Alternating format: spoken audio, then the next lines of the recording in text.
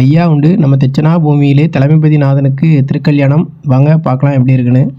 தங்க நடமணிகள் முழங்கிட மங்களம் பொங்கிடும் கல்யாணம், மன்னவர் வைகுண்ட கல்யாணம்,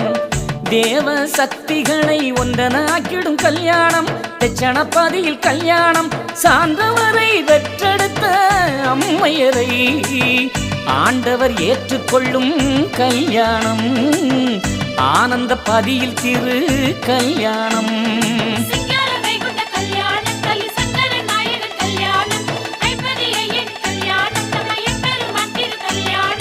சங்கநாத மணிகள் முழங்கிட மங்களம் பொங்கிடும் கல்யாணம், மன்னவர் வைகுண்ட கல்யாணம், வானமதில் டம்மான முழங்க தேவர் மலர் மாறி தூவி வர நல்ல நாமுகன் வேத முறை கூற,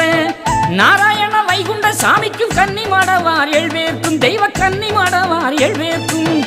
ஆகாயம் பூமி எல்லாம் அலங்காரம் செய்திடவே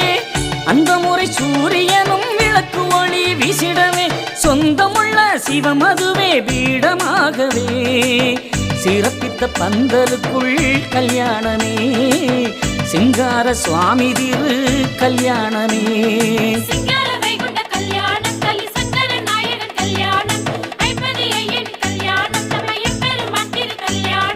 சங்கநாத மணிகள் முழங்கிட மங்களம் பொங்கிடும் கல்யாணம், மன்னவர் வைகுண்ட கல்யாணம்,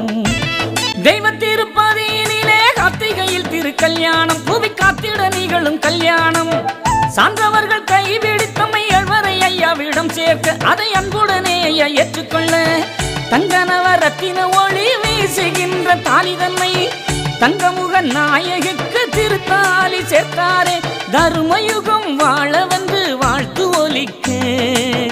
தாரணி தெய்வமெல்லாம் ஒன்றிணைய நாரண